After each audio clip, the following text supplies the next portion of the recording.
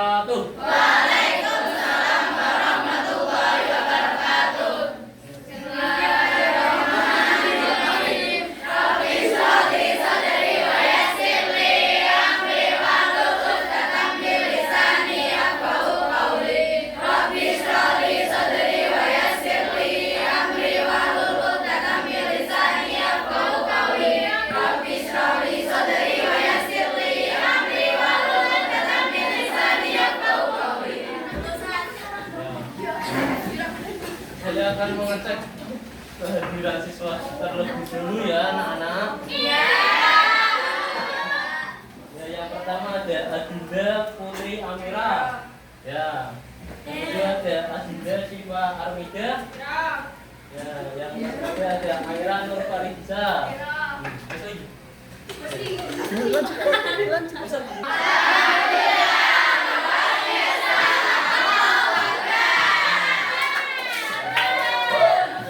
Ya, di sini kita hari ini akan mempelajari apa? Apa sih teks eksposisi itu, anak-anak? Ya, kalau bedanya opini dengan teks berita itu apa? Berita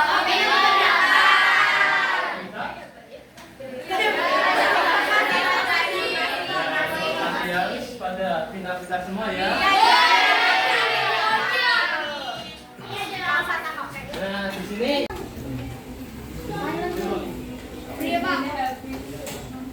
kami akan mempelajari mengenai teks eksposisi ya anak-anak ya. Tujuan dari pembelajaran ini pada hari ini itu yang pertama ada definisi teks eksposisi. Sudah ada yang tahu teks eksposisi belum? Yang kedua akan mempelajari ciri-ciri teks eksposisi. Kalau ciri-cirinya ada belum? Yang ketiga ada struktur teks eksposisi. Dan yang keempat atau yang terakhir ada contoh teks eksposisi.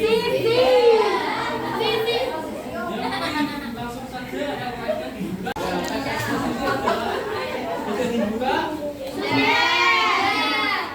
ada di paket, ini ada LKS.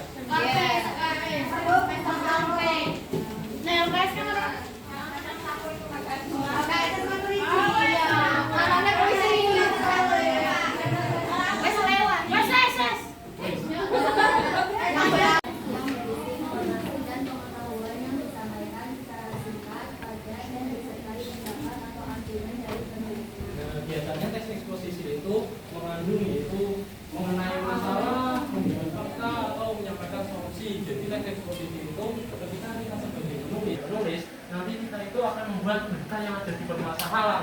Misalnya permasalahan yang fenomenal di Kota Pekalongan apa? Banjir terus. Apa terus yang viral-viral sudah saat ini itu apa? Jalan rusak terus. Ini loh yang dekat di sekitar kita, masa nggak tahu mengenai santri? Ya, itu kejadiannya itu benar apa enggak? Nggak tahu berarti?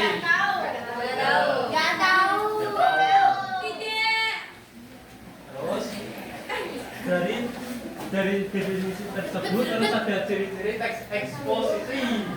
Nah, ciri-cirinya itu bersifat informatif dan faktual. Terus memiliki penggunaan gaya penulisan yang jelas dan padat maupun logis. Jadi nggak terlalu berlibet-libet teks eksposisi itu.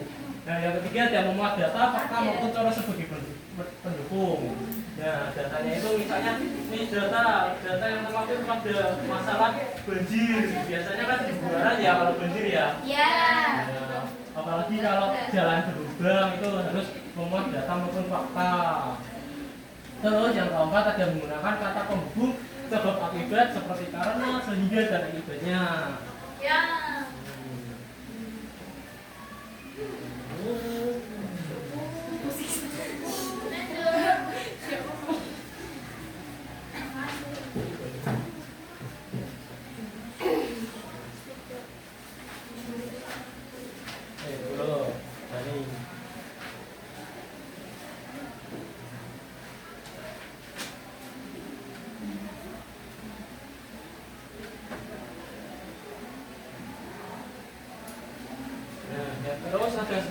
teks eksposisi. Struktur teks eksposisi itu dibagi menjadi 3 teman-teman anak-anak. Nah, yang pertama itu ada tesis. Tesis itu berisi pengenalan isu, masalah atau pernyataan umum, penulis tentang topik yang dibahas. Nah, misalnya dari teman-teman ketika ingin membuat opini atau sebuah berita, itu harus berisi yang pertama itu ada tesis, yaitu pengenalan isu atau masalah. Jadi yang pertama itu di paragraf pertama itu harus mengenal masalahnya terlebih dulu. Misalnya nih ada berita mengenai banjir. Ya, masalahnya itu disebabkan karena apa? Entah itu membuang sampah, entah itu banjir atau hujan yang sangat deras dan lain-lain. Nah, yang kedua ada rangkaian argumen. Nah, rangkaian argumen itu berisi pendapat atau argumen penulis sebagai penjelas tesis. Jadi ketika rangkaian argumen itu diperjelas lagi di rangkaian argumen, tesisnya itu diperjelas lagi di rangkaian argumen. Di bagian ini juga bisa disampaikan fakta-fakta yang ada untuk memperkuat argumen penulis. Itu paham nggak sampai saat ini? Nah, yang ketiga ada penegasan ulang. Ya, penegasan ulang itu berisi pernyataan ringkas atau kesimpulan terkait pendapat penulis sebelumnya. Jadi, ketika sudah membuat tesis, rangkaian argumen, nah, yang terakhir ada apa? Penegasan ulang. Nah, penegasan ulang kan, di sini kan ada kata ulang. Jadi nanti kita harus di cross check kembali mengenai entah itu tesis, rangkaian argumen, yaitu berupa ringkasan atau kesimpulan terkait pendapat penulis. Nah, terus setelah Bapak terangin mengenai pengertian, ciri-ciri dan struktur, sudah paham? Nah, kita ada permainan cerdas cermat. Jadi saya bawa beri pertanyaan yang mengenai cerdas cermat. Yang pertama itu tujuan utama dari teks eksposisi. Ya, apa? Tujuannya menyampaikan informasi atau menjelaskan suatu topik secara jelas dan logis.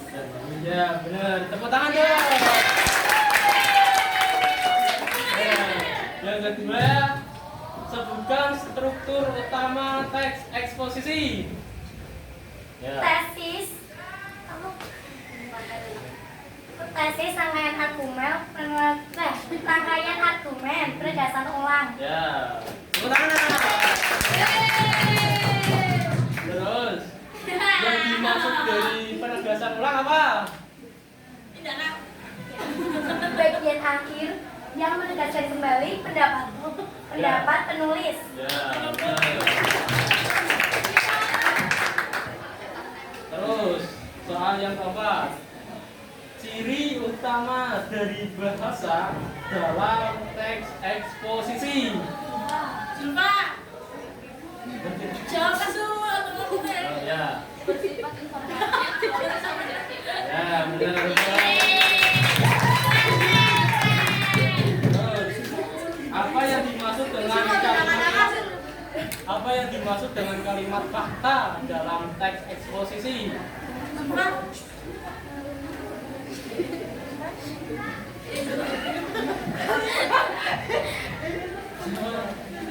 Kalimat yang berisi informasi yang dapat dibuktikan kebenarannya. Ya.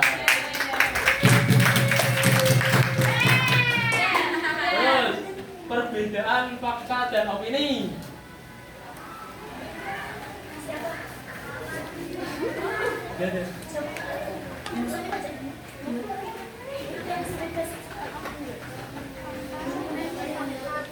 Pas. Lanjut. Contoh intinya kebenaran, opini intinya kebenaran. Ya.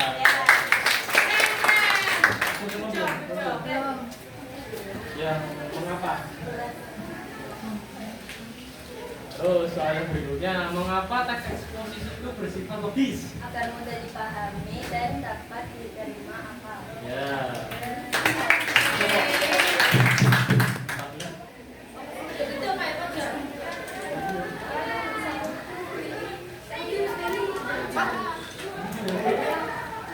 Udah, ore.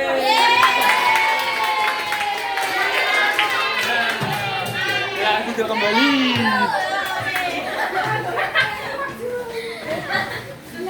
Tadi beberapa siswa sudah mengikuti cerdas cermat ya.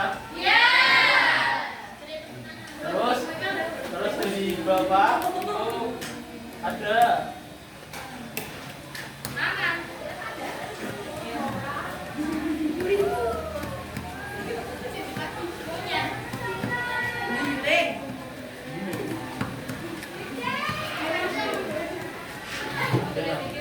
Wes kok, beli.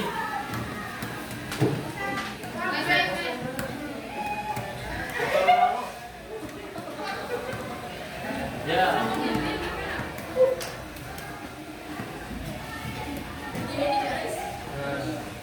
Ini dari Bapak ada tugas, buatlah teks eksposisi dengan memilih salah satu tema sesuai gambar di bawah. Ini mau individu apa mau kelompok? Kelompok. Mau kelompoknya gimana? Satu kelas kelompok. Ada isi kelas ya? Ada isi kelas ya? Isi kelas. Nanti di tag diupload di IG mau nggak? Hasil nama? Terus tag ciri-ciri terus? Terus ini ada kesimpulan dari teks eksposisi merupakan alat penting untuk menyampaikan informasi dan untuk menyadarkan masyarakat bahwa pentingnya sebuah berita maupun mengenai isu-isu pentingnya dan mendorong solusi bersama. Ya. Nanti doa betul ya, Mbak. Di tempat duduk siap, berdoa mulai.